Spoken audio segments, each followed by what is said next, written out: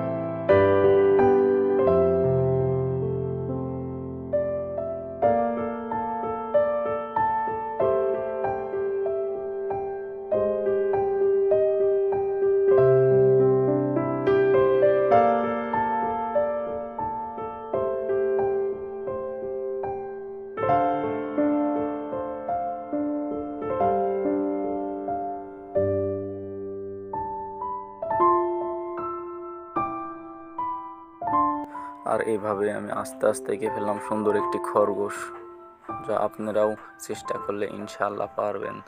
তাই চেষ্টা করতে থাকুন।